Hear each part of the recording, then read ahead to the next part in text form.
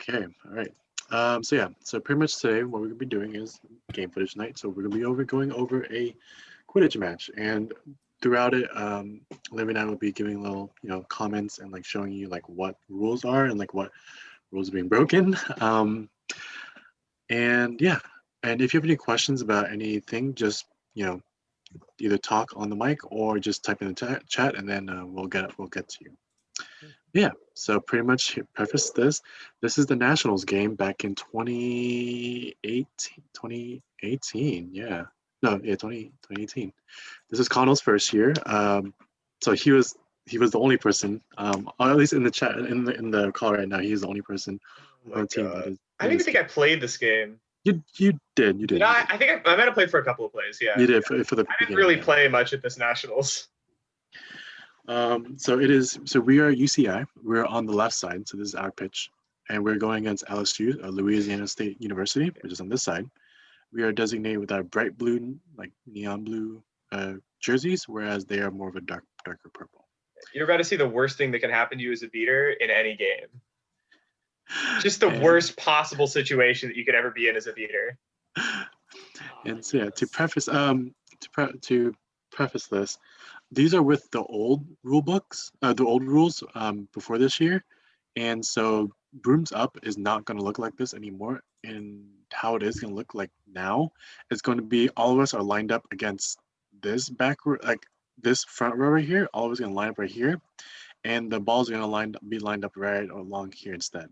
So it's not going to be like all of us on opposing sides. We're all going to be on the same side, and then we're all going to fight, go after the ball at the beginning. That's a little difference there. And yeah, so we're going to get started. Let me see. Okay, 175. And so yeah, so just before this, so you can see these are all the referees. They're setting up the balls right now. The ball's gonna be in the middle, and then for the beginning, they're all gonna go once the whistles are blown. They're gonna go for the balls. And before every single game, there is something called equipment check and jewelry check. So pretty much all the referees will go around and make sure that every player has a mouth guard on, has cleats on, and doesn't have any dangling jewelry or any piercings as well, because those may lead to injuries for yourself or other players. So any like wristbands, necklaces, earrings are barred from the game. So yeah, so pretty much they were just setting up for the game now.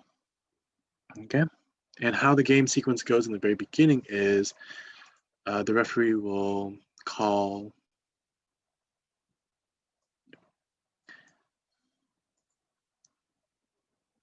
Oh yeah, so typically in a game, it's not too windy, but because we were in Texas, the team was in Texas this year. It was super, super, super, super, super windy to the point where balls were flying over the place, and you'll eventually see them at play. Yeah, so now they're off, and now they're vying for the ball. So there you go. And this is slowed down, so typically it'd be a little bit faster, but this is just a little bit slowed down for you to process.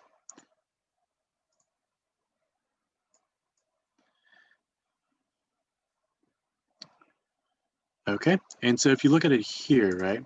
So I remember before we had talked about control.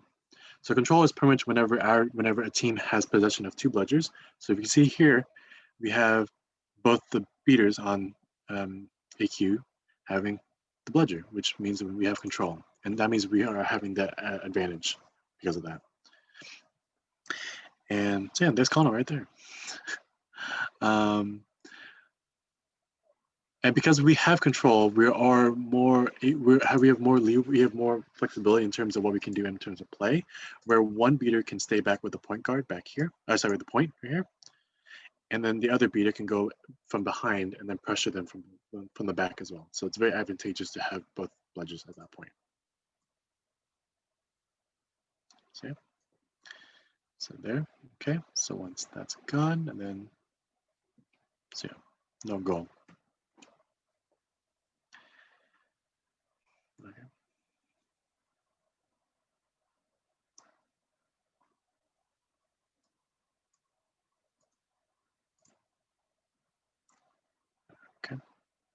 So yeah, neither team made any scores in those two plays. Okay. And you see here that every time either a goal is made or a goal was not made, and that side's team. So in the case, the goal wasn't made, and so AQ picked up the ball, and now they have to do what we call a forward progression. That means that the keeper, in this case, is designated by green headband, has to move forward towards the other side. They cannot stall, they cannot do zigzags, they cannot walk backwards. They have to make forward progression, because if you don't do that, you are pretty much stalling for time, and you get penalized for that.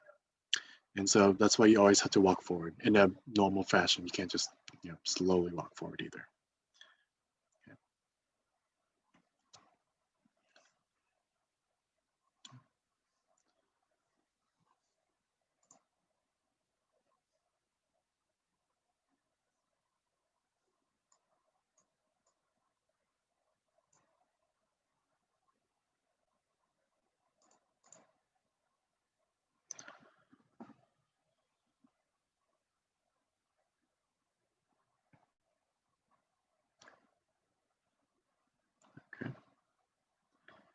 And before this, I want to highlight for you guys to watch these two players are here.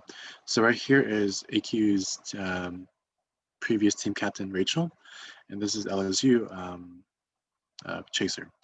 And so what I want to highlight is how Rachel is not necessarily pushing the opposing Chaser, but she's kind of putting her hand on that person so that she's able to keep them pretty much occupied so that that person cannot make a pass. So you can see right here. So you see her, she puts a hand on him, and she's pretty much distracting him to make him not a viable target, a viable pass option for this person right here.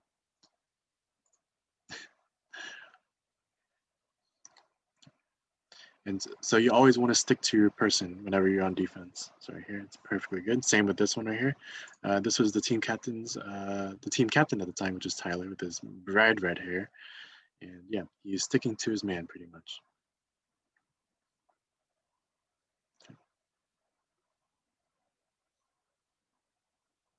Oh, sorry, I think I want to go back a little bit.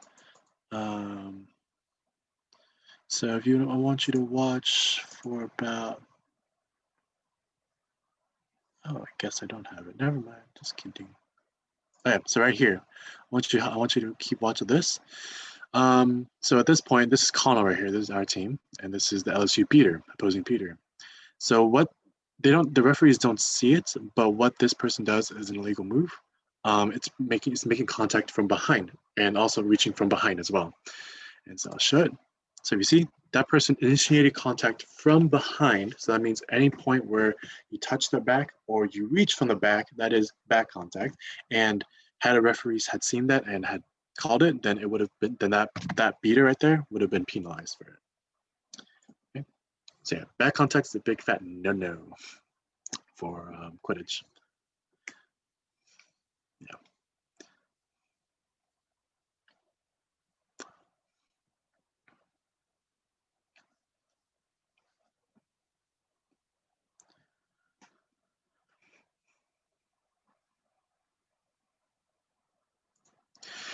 So I had a comment from someone asking, are we allowed to?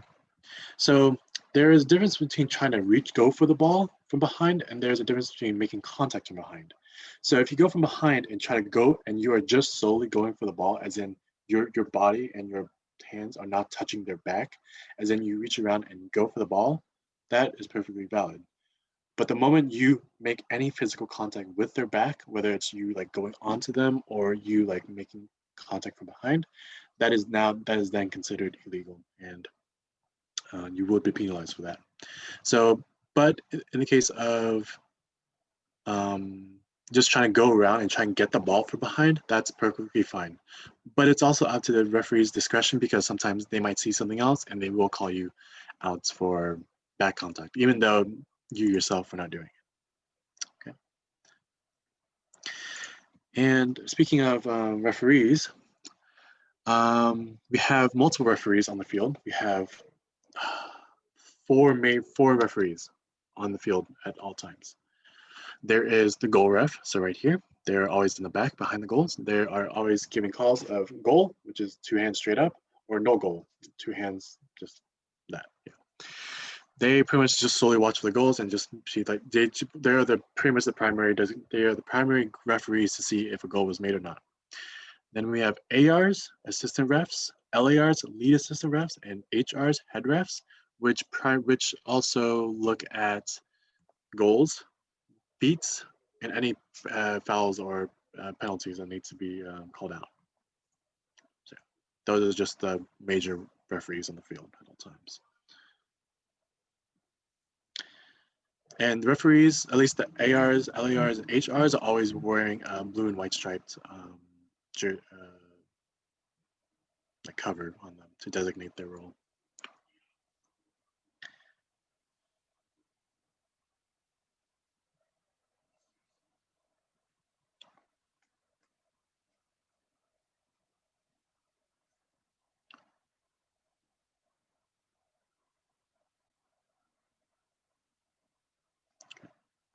So you see that referee right there made a no goal call. So that means no goal was made.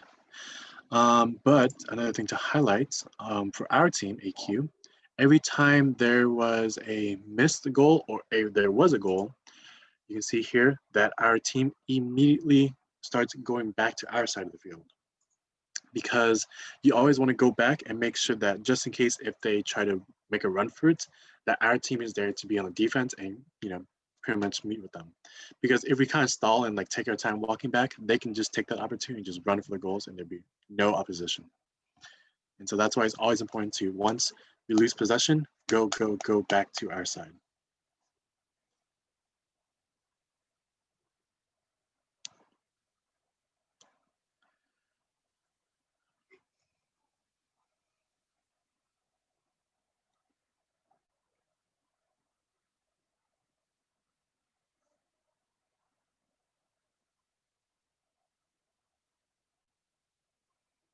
Okay, before it happens, I want to highlight this little part right here, which is our keeper. He is currently out of keeper zone, so he's now vulnerable to any beats or any contact.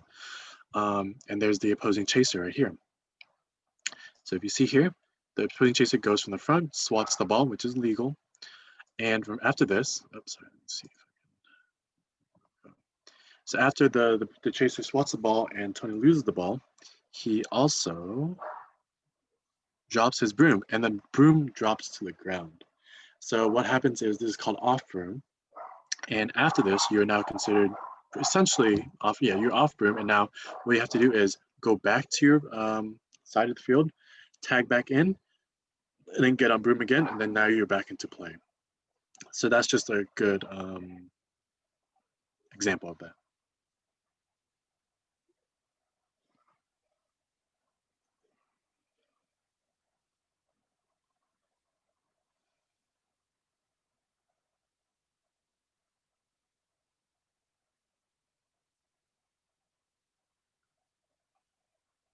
Okay.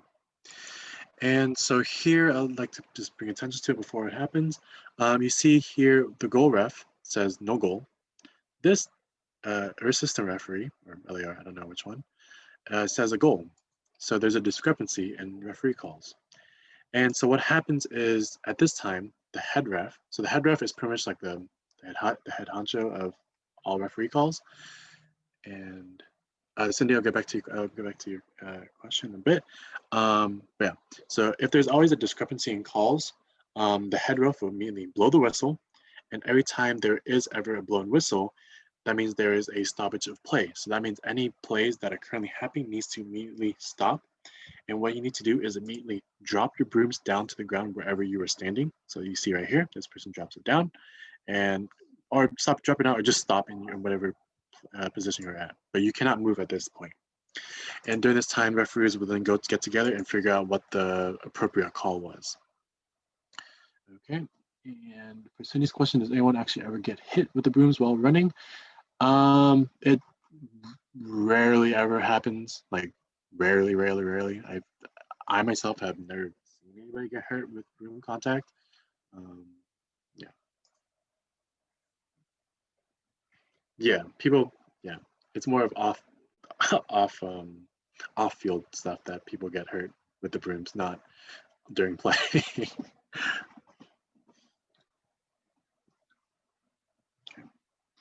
And so pretty much the referees are trying to determine like what the appropriate call was, whether it was a goal or not a goal. That's pretty much what they're trying to figure out. And essentially they said that there's no goal, but they're allowing for a penalty. So they're going to figure that out. Okay. So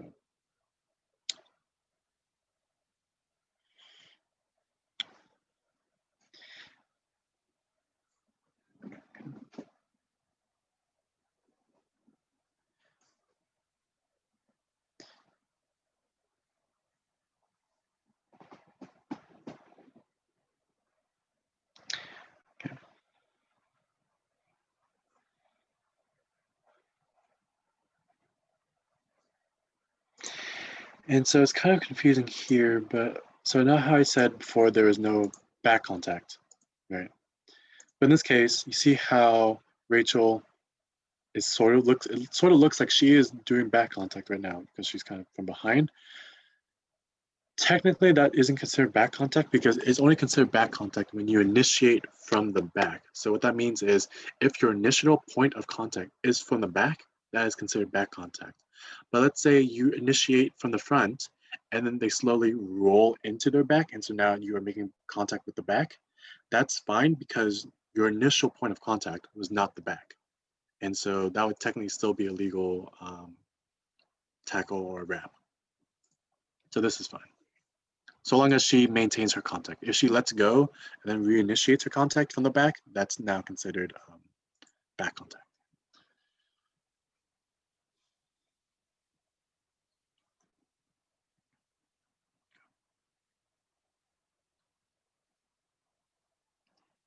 Okay. And so a thing that I like to point out with this one, so right here is the half point line, right? So right, that's where the half point, where it designates, pretty much the half of the court, half the field. I'll get to your question in a bit, Fabian, or if someone else can answer. And as you can see here, the opposing chaser, they stepped back past, so they had stepped over the half line point, and then they were pressured to step back again. So what this is called is it's called a reset. And every play, so every time you're on offense, you are given one allowance of a reset. So what that means is your team, whether it's one person or anybody in the team who has possession of the quaffle, is allowed to step backwards into their half of the court again, half of the field again, only once. So what that means is if this person steps past, so was originally here, and then they step back past the halfway point, that means that they have used their one allowance of a reset. So that means the referee will call reset used, and that's fine. But let's say this person continues to go up forward again, and then they get pressured back again to make that second crossing of the half point line. Then at that point, that is then a turnover, and then the purple team will then lose possession of the ball, and then now the blue team will have the ball now. And so that's why you only want to use your reset when it's very, very, very, very, very necessary, because your team is only allowed once per play.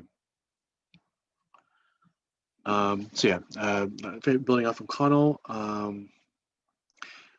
for defense, we mostly go man-to-man with one person down because one person is the keeper, so they're always on the hoops. But yeah, we're pretty much always man-to-man. Pretty much you're stuck onto your man and just keep watching them, making sure that they're not a viable pass option. And yeah, like Wilder said, offense is a whole nother different issue. Okay, so let me bring back to what happened. So we see here, this person just throws it off the pit, throws it off, and this person isn't able to catch it, and it eventually goes off the field. And so what we call that is it is off pitch, and so that means it goes out of bounds. And now at that point, it turns over to the other team's possession. And so now, as you can see here, the purple team, they were the last person to make contact with the ball, okay? And then it eventually rolls up, rolls off, and after that, because purple team was the last person to touch it, it then switches over to the blue team's possession. And whenever that happens, whoever is on the blue team is closest to that quaffle chaser, whichever chaser is closest on the blue team to that, they have to go pick up the ball and reset it back into play.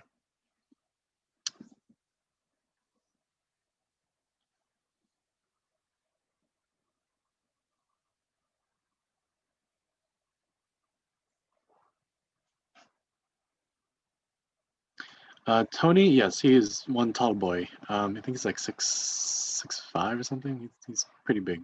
Keepers tend to be quite tall, because of their job, pretty much to defend.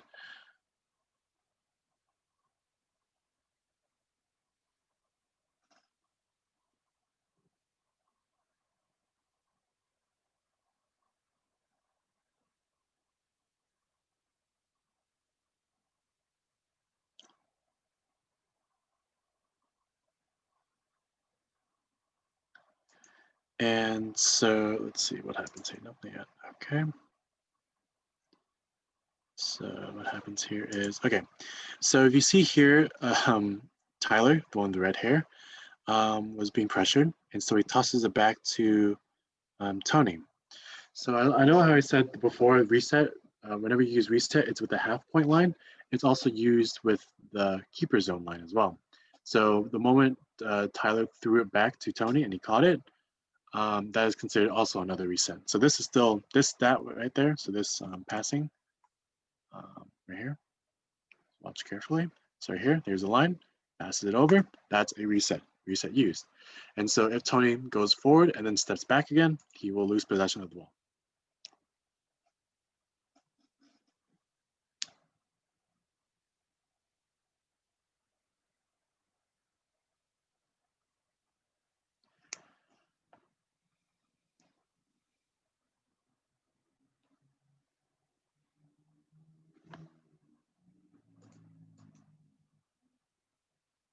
And that was very clean pass and very clean goal. That was, yeah. It's always very important to always have open communication on the field, saying that I'm open or I'm ready for the catch, just to always be ready on your feet. That's all.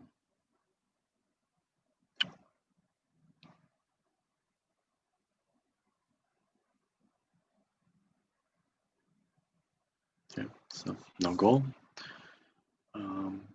So I know Connell commented on before, but this game had a lot of missed opportunities for easy goals. Because a lot of times, so if you can see here, it's like, is it lagging for anybody else, or is it just Abby that's lagging?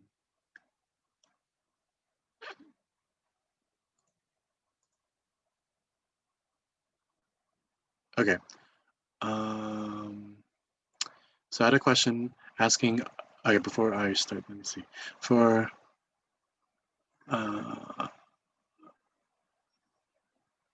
I mean, it is on 0.75 speed. So I don't know if that's slowed because of that. But I had a question about, are we allowed to switch positions during the game? So yeah, you can always switch positions throughout the game. You can play as a beater in the beginning and then play as a chaser at the end. You just have to switch your bands because our headbands designate our position. So green designates keeper right here. White right here represents you as a chaser. And what is it? Black is the beater. And yes, like Connell said, you have to sub out. You can't just switch bands on the field willy-nilly. That's not allowed. You have to go out. You have to sub out out of the field, switch the bands, and then sub back in as a new position.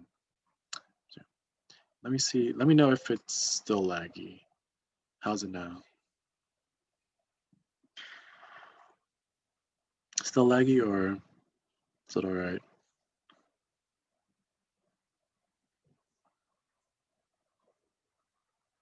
Still low lag? Okay, let me try and see what is hullabaloo. Okay. Bop, bop, bop. Okay. Let me stop. Maybe that might work. Okay. Maybe I didn't optimize it. Maybe that. Okay. How about now? Is it better or still about the same? You see, I'm just still tending to the shutout, and it's all been about the plays. Jason, when I thought he might have been beat there, he says he dodged it. He picks up the quaffle. He finally gets LSU on the board.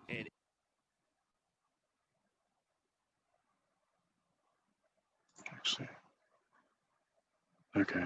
Let me see if I can make it better.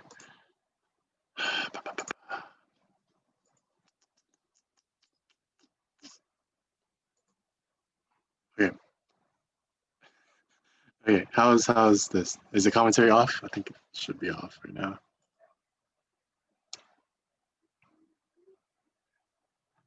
Yeah, it's not. Okay. And speed is lag good or is it no lag or is there is lag?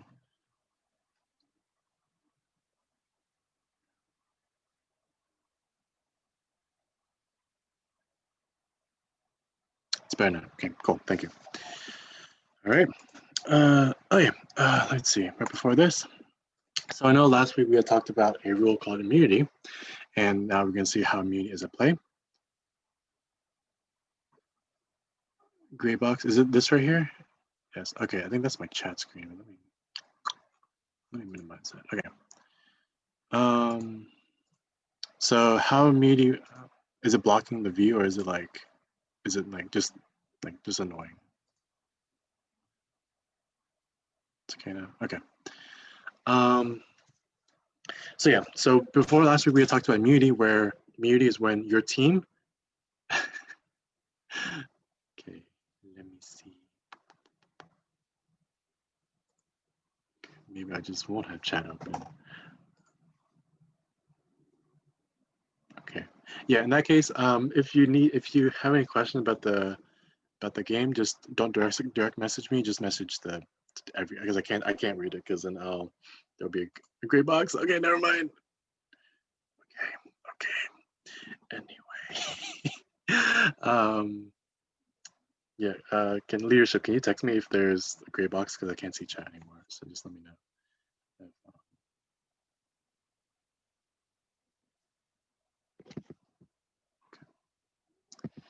Okay. But before this, yeah, I'm pretty much going to try to say that this person here his name's Gav. On a hue side, so on the blue side, on our side, we only have one bludger. So we only have possession of one bludger.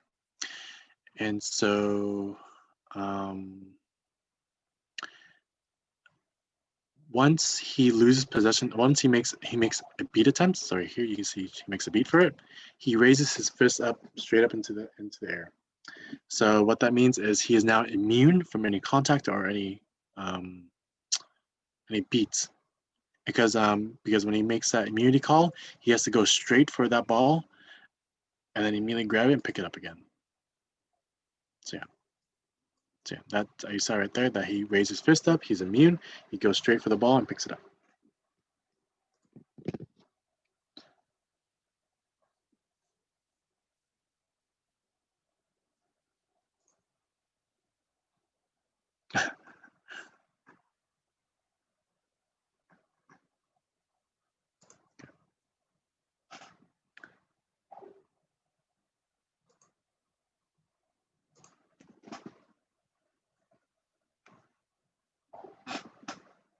Okay.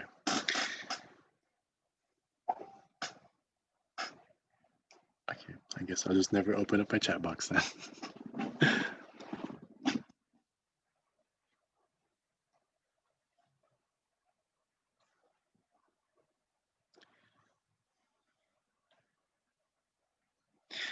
And so it's going to be shown right about now, but I know before we talked about switching positions. And so we talked about how if you ever want to switch positions, you have to sub out. And so you'll see what subbing out looks like here. So whenever you sub out, you have to be, first of all, you have to be on broom. So you can be off broom and then sub out. You have to be on broom, like right here. You have to immediately go off to the sidelines, switch out your brooms, and then have that person go back into play. Like right here. There you go. So they made a substitution, is what we call it.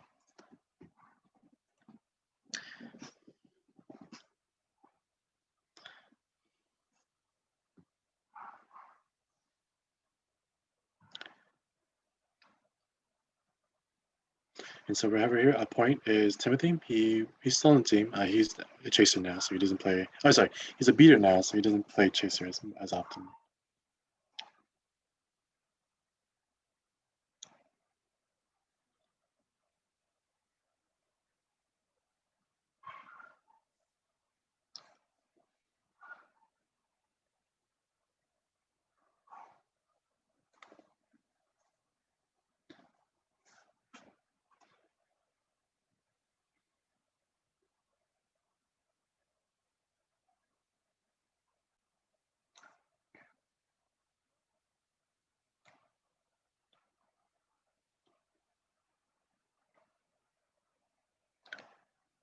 Okay, and so right here, I want you to take notice of this pair right here. So we have Timothy on our side and LSU on the other side.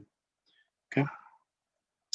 And every time you make contact, you cannot be pulling on anything, whether it's clothes or on a person. You can be pulling, can be yanking, can be tugging on anything. You have to be wrapping or making contact.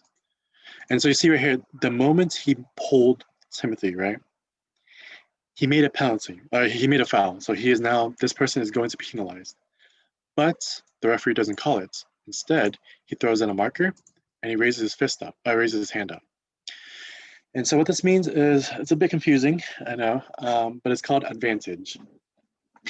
So the reason why the referee doesn't immediately call the penalty, the foul, is because Timothy is currently about to do a play. Like, let's say he's gonna make a beeline for the goal. If the referee calls the foul and stops the play at that moment, that essentially stops Timothy's momentum to continue to play, and it actually gives the other team an advantage because of that. And so to avoid that, what the referee does, he throws in a marker indicating that there has been a foul that has been made. I'm not going to call it right now. I'm going to allow the play to finish whatever it's going to do. And once there is like an appropriate time to stop, he will stop it and then call the foul that happened from previously. Okay. So that's why. So yeah. So that's why you see the play still continues, but their hands are raised. So that's advantage.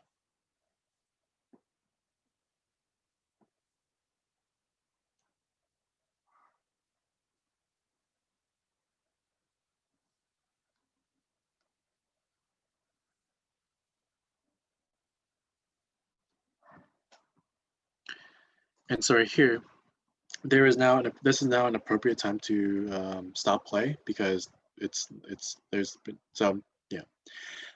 now an appropriate time to stop play, and so now the referee blows his whistle to stop the play, and now he's going to make his call on whatever happened previously from over here.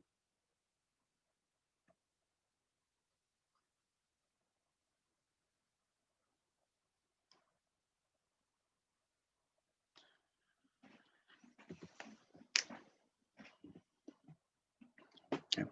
And so again, whenever there is a stoppage of play for whatever reason, whenever the referee blows a whistle, you have to immediately stop play, stand wherever you are, and don't move, essentially.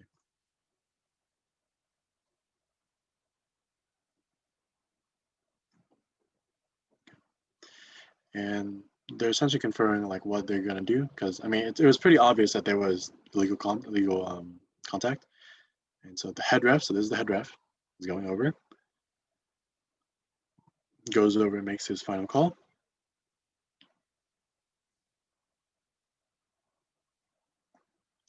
And yeah, whenever there's like downtime like this, like can always chat to people. It's not like you just like in full serious mode. You can always.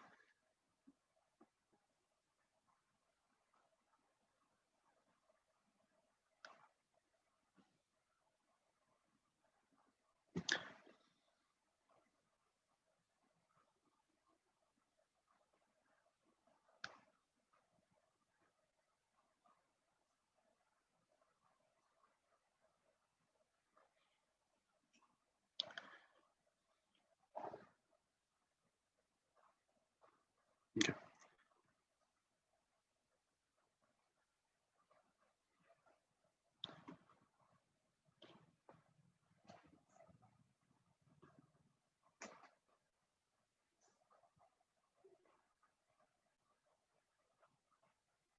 Okay. And oopsie. So we'll pause right here, and I'm gonna allow Olivia to talk about this.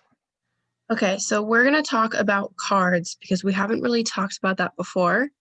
It's a little complex because there's 3 different colors, but it's simpler once we understand how those colors work.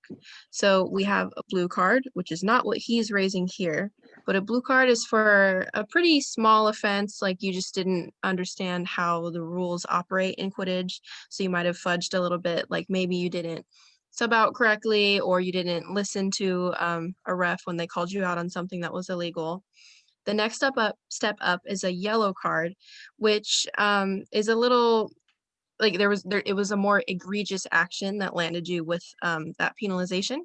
And in the case of both blue and yellow cards, if you are given a card after a stoppage by a ref, then you must exit the field and go into the penalty box where you will remain for a minute or until the other team scores. After that point, then you can go back in, which means, you tag your hoops and then you can begin play again. But if you do get carded, it's not a good thing, of course, because that means your team is playing with 1 person less than they were initially, which can make games a lot harder. And I think in this game, there was a certain point where we were down both beaters. So our team was essentially playing without a defense, which is not good. And then important to note, if you get 2 yellows, or is it 2 yellows anymore? Hold on. 3 yellows. It's 3 yellows now. 3 yellows. We changed the rule. If you get 3 yellows, that is an automatic red card, and red cards mean you do not get to play the rest of the game. And your team is without that player for 2 minutes, and then they can put someone else to replace you. So if you get cards, you are putting your team at a major disadvantage. So we try to avoid them. And also we try to avoid them because it's not nice to foul and do things that aren't within the rules unnecessarily or on purpose. And so the difference between reemphasize the difference between the yellow and the blue cards is that the yellow cards stack to form a red, whereas blue cards do not stack. So you can get as many blue cards as you want, which again is not good, but it's non-stackable.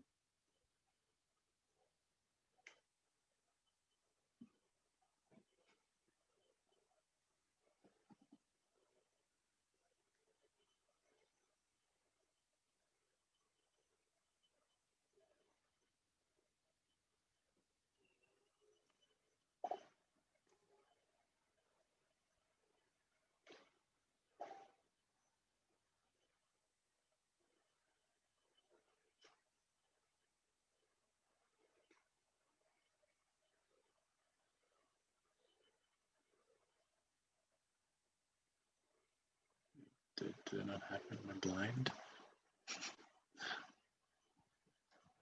17, 18.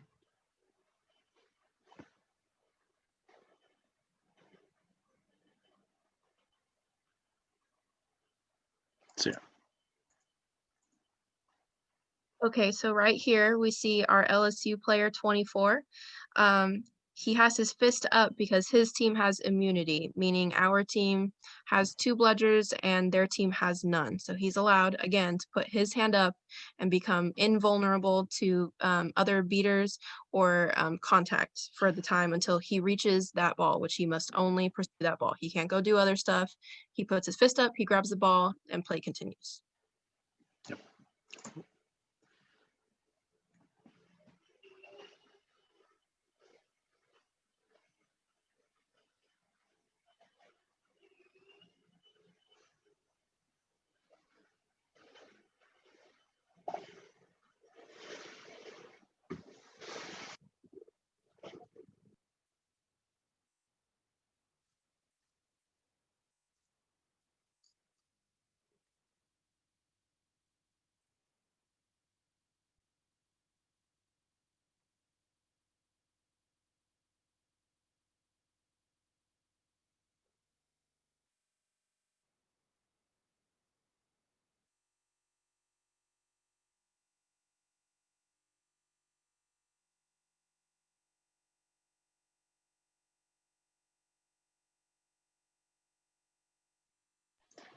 And so again, just the referees are trying to figure out like what the heck is happening, because a lot of times referees are, the human. They can't always see everything. So some people might see something, some people might not see anything at all, and some people just don't know. And so they're all just trying to figure out like what the heck is happening, because a foul might have occurred, but the head ref is just going around trying to figure out like what do people know, what do people not know. And so the first call that sorry, go ahead.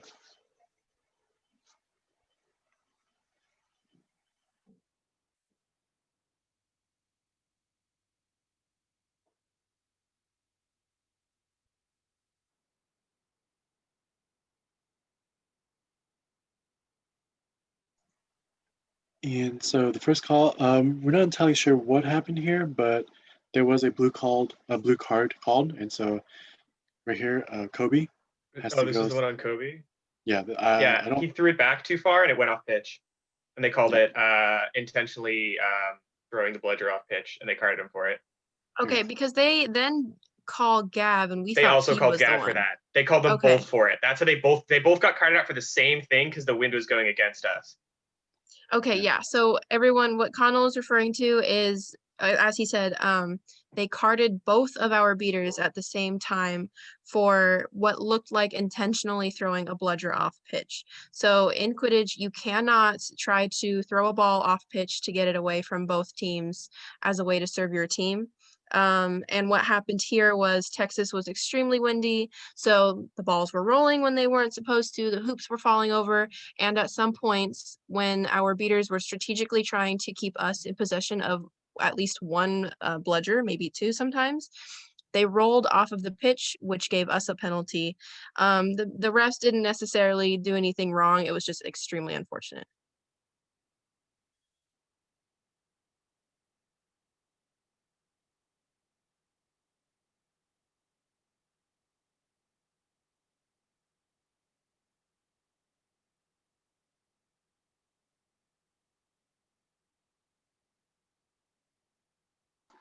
And so yeah, so what happened the first time was Kobe was getting carded, and now they're essentially doing the same exact thing for our second beater as well.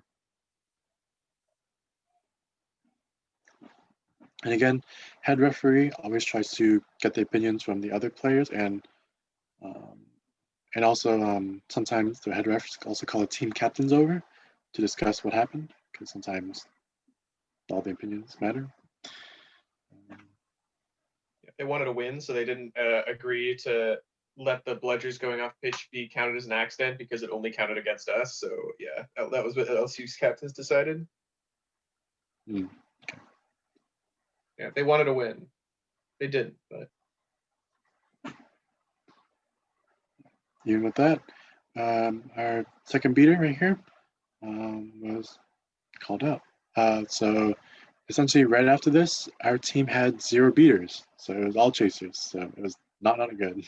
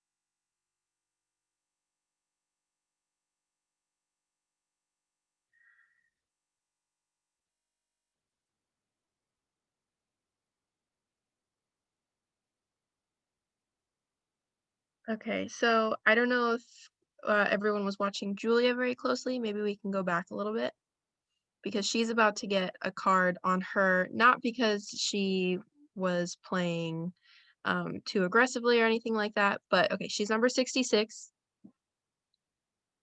with the blue hair, and she is about to be beat. She was just So- beat. I don't know if you just saw it, but right here. Yes. So then it leads to the end of the play, and then a stoppage occurs, and she will be given a yellow card, and they'll call her on it for ignoring a ref call. It happens. Sometimes it's just too loud, especially with wind. But the important part of this play and how it functions in our game is that because there was a penalty applied to AQ before this goal was scored, this goal is no longer valid. So they will void this score because the penalty was just not applied properly because our player didn't hear it. So it's important to recognize that if a penalty occurs before a goal is scored, we need to just be ready to hear that that goal is not counted.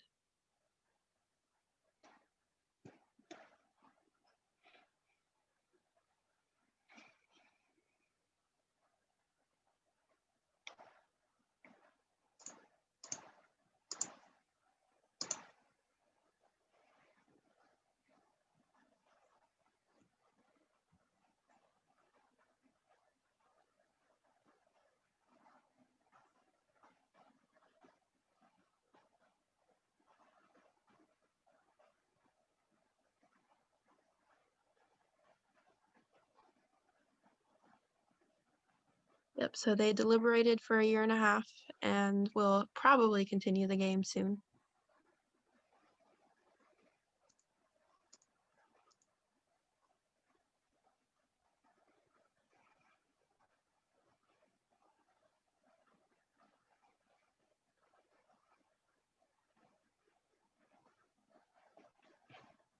And I believe that's the only yellow card Julia ever got.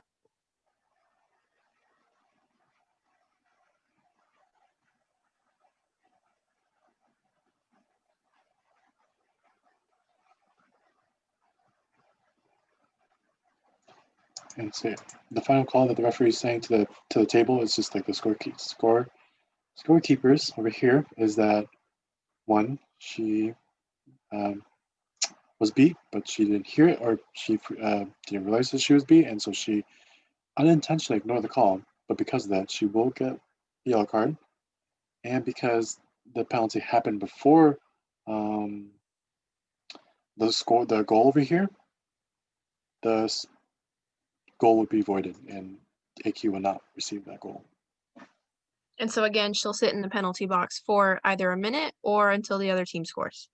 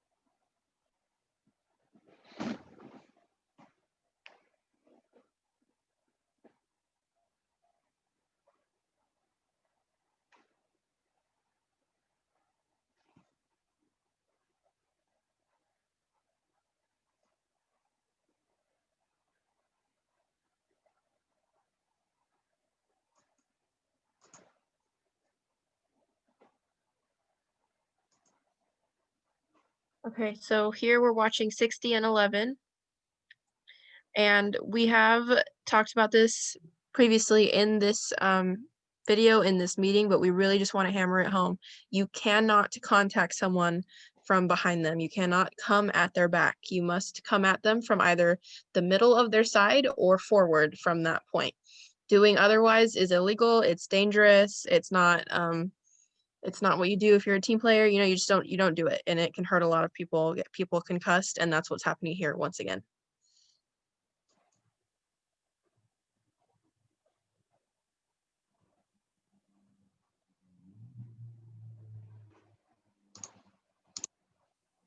A few seconds earlier than that, he had contacted Timothy before, but that was not from the back, so that was fine. The second time around, he did contact him from his back, from behind, which is, again, not allowed.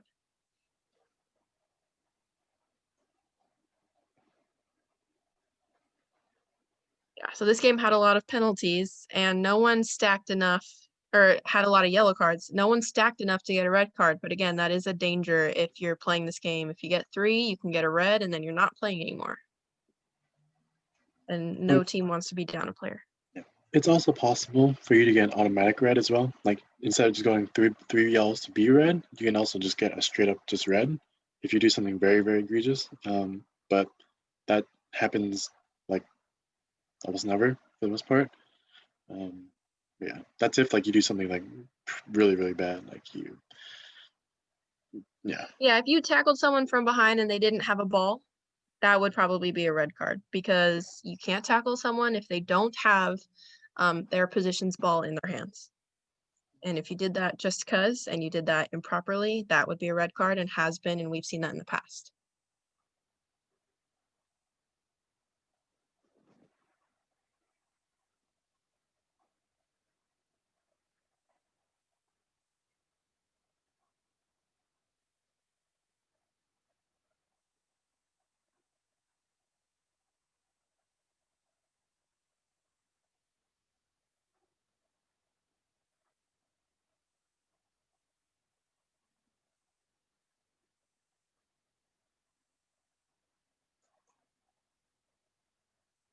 So right here, we'll see another example. Rachel has the quaffle, so she's being guarded by an LSU member.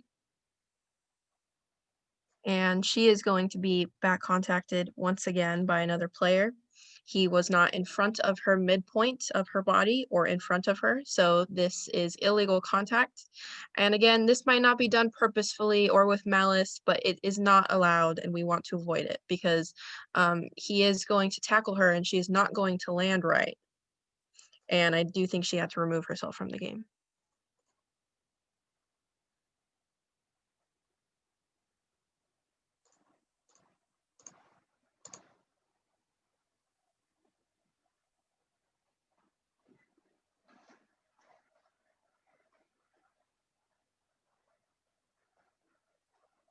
So yeah, it's just important to be aware of the field, aware of other players, aware of yourself, and how you conduct yourself on the field in order to just avoid injury, avoid penalties, and just play the game properly.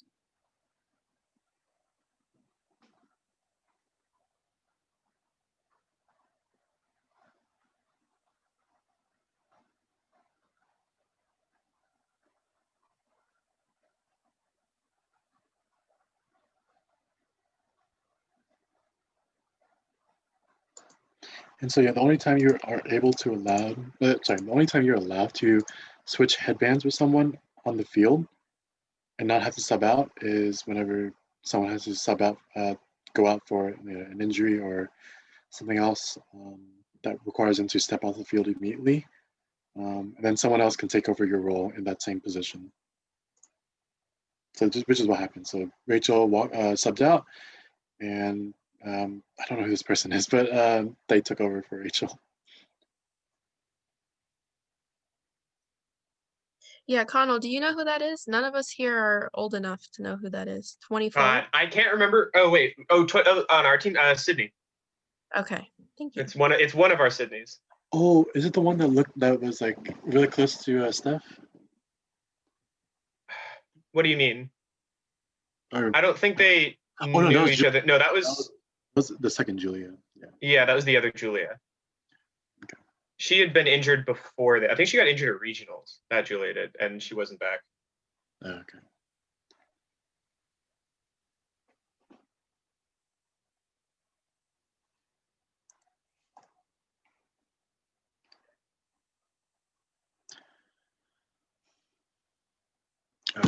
I forgot we didn't comment it before, but every time someone makes a goal, which is what happened here, question mark, something happened. Wait, let me see. Timothy's gonna score in a second. So Timothy scores, okay? So that means the possession now goes over to the purple team, to LSU. Not muted, right? Okay. So yeah. So because of that, before the LSU's team can continue on with the offense, they have to reset the ball. So what that means is the keeper, only the keeper, sorry, not only the keeper has to make contact with the ball within keeper zone, which is this section, this behind this line. So this line right here, so long as the keeper is behind it, they're in keeper zone. And so once the keeper catches the ball within the keeper zone, the ball is reset and can now be put back into play. If the keeper does not do this, if the keeper catches the ball over here and continues on, that is illegal. Yeah. So yeah, it's also important as a keeper as well to do that. But your team can also help you. So let's say the ball rolls over here, but you're over here. Your team can pick it up and toss it over to you to reset it. So that's also possible. But you have to reset, as keeper, you have to reset the ball back over here.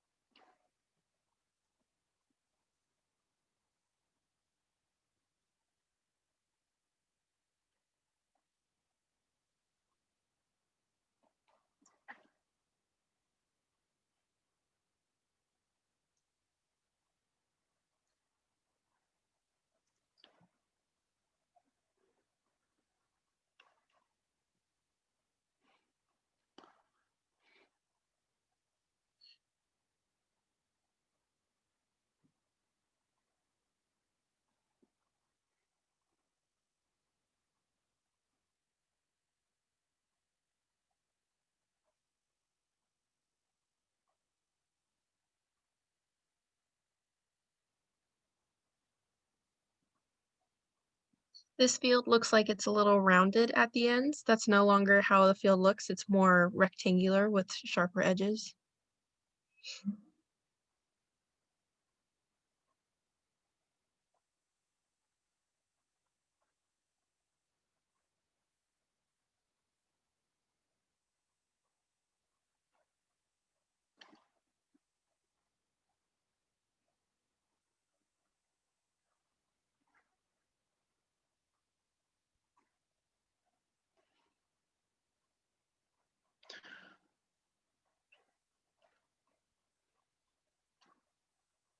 So that was a quick glimpse of, if you look in the back, ignoring the referees, which is not always fun, you can see this yellow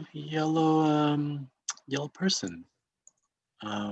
Sorry, yellow clothed person running around in the back.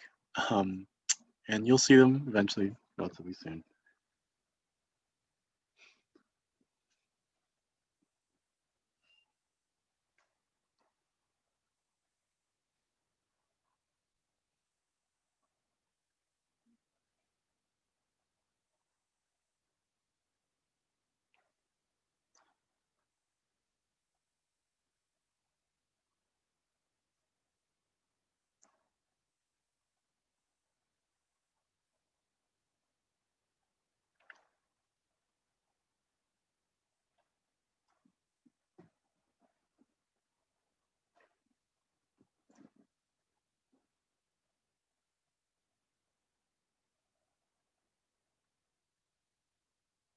We have number 5 is Claire, and she's beating for us now.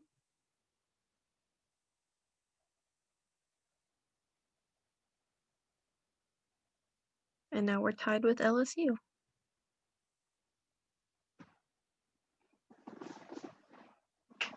So a reminder, if the ball goes through the hoop, it's 10 points. If the snitch is caught, that is 30 points.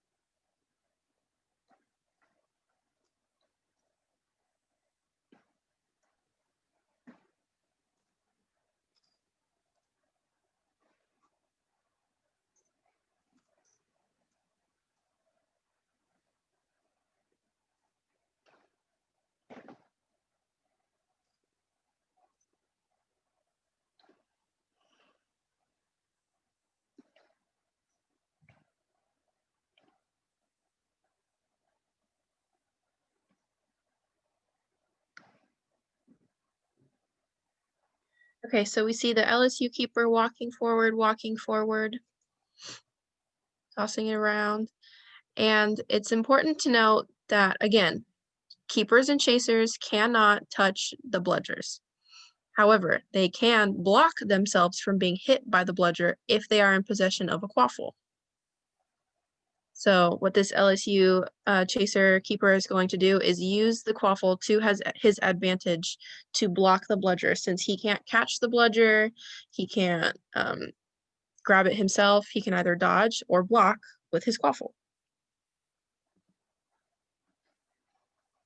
And then in this same instance, we'll watch our beater approach him.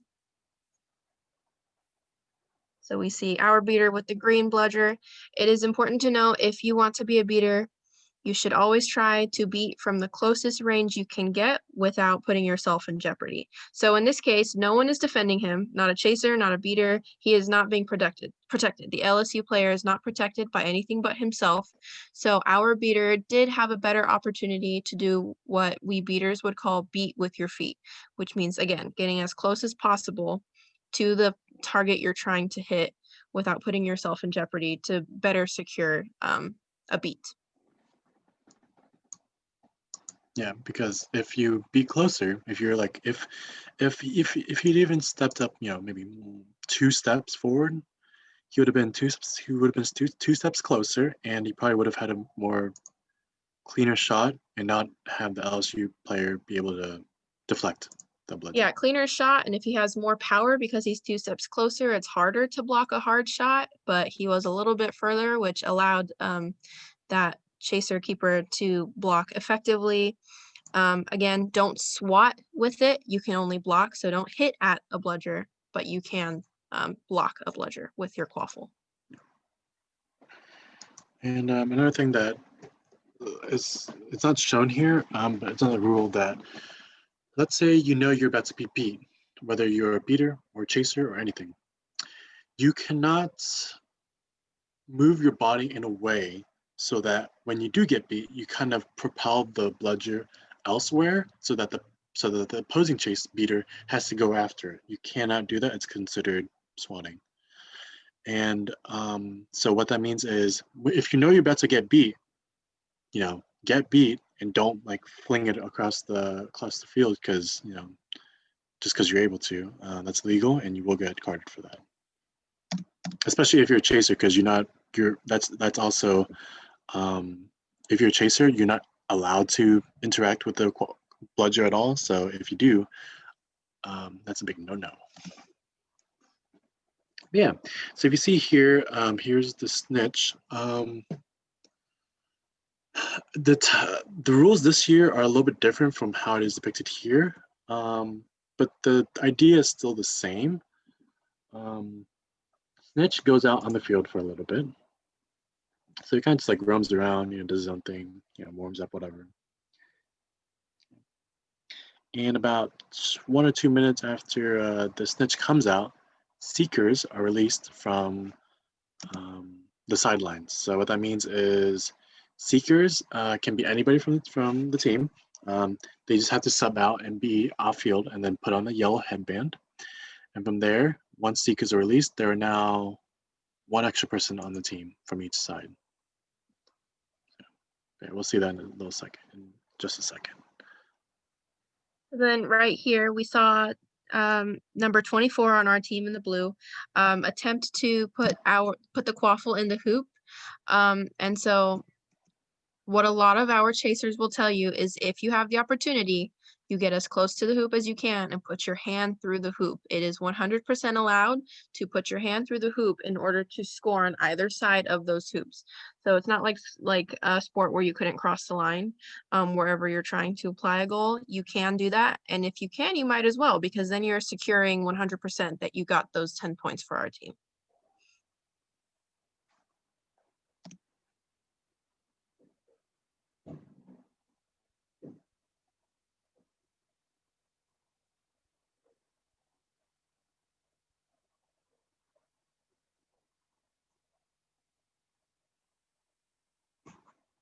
So our seekers have been released, the snitch is off to the side, and we'll see a little more of that as the game progresses.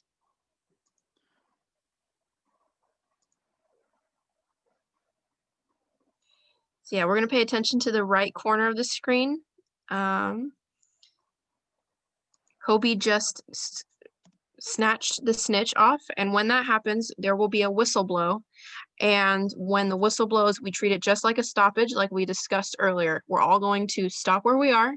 We're going to drop our brooms and we're going to stay in that general area of our broom because we have to wait for the ARs to debate whether or not it was a clean catch, if it was a legal catch. If they say it's not legal, then the game continues and we pretend like the catch didn't happen. So yes, it's just like a stoppage because again, they're debating whether or not it was clean, if it's done, if it's over.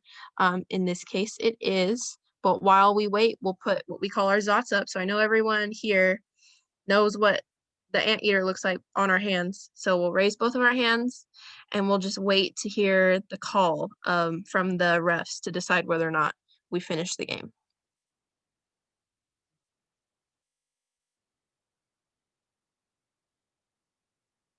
So it'll be 3 whistle blows and the ref will put their hands and shake their hands in the air like that. And that means it's over, the catch was good. And in this case, AQ wins 70-40 because the snitch is 30 points and we were tied before that. The rules are a little bit different for snitch this year, but that's a little bit, that'll be for another time. But yeah, but these are just the rough basics, and we always good sportsmanship, so we always give each other's high fives afterwards, and yeah, we'll say each other's team names, high five, and then move off the pitch so that the next game can go about its. So that was our AQ versus LSU game in 2018. Jeez, yeah, that's a long time ago. Yeah, does anyone have any question about what you just watched? Any last questions? Comments, concerns?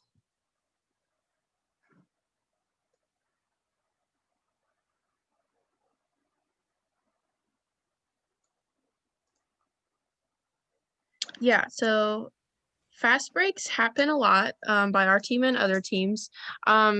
They just need to be controlled, right? So if our beaters are not in control and they're not confident without control, then maybe we don't do that. But if our chasers are stacked and they feel comfortable, or if we do have control and our chasers are ready, then we need to communicate properly in order to fast break effectively. But they are done, and it does happen often. We just have to make sure we're all communicating properly and it's done right. Yeah, and fast breaks are usually done whenever the other team scores. So that means that let's say let's say LSU scores, and for whatever reason, LSU just either they're really slow walking back or their beaters are distracted, and for whatever reason, that means we will call fast break, and then we will just everybody, including the person who has the quaffle, and everybody not who doesn't have the quaffle, will run towards the hoops.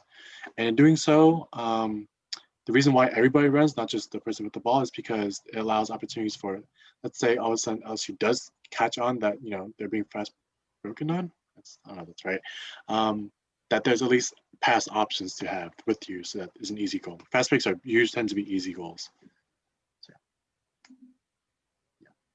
Like Olivia said, communication and cooperation is very, very key, because sometimes you might not see a beater on the sideline, but your own beater might be able to see that and tell you that, watch out, don't do fast break, because it's dangerous. Right, because once when we are eventually able to play in real life and things like that, you'll hear different terms that returners will be comfortable using, and you'll just pick up as we go.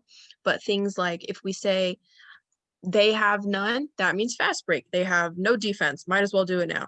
But if we say we have none, that means hold your horses, because we can't help you at all as beaters if we have nothing to help you with.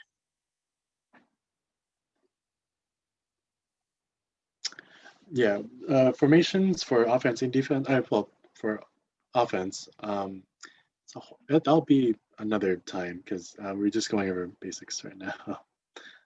Right, we'll talk about strategy as we get more used to the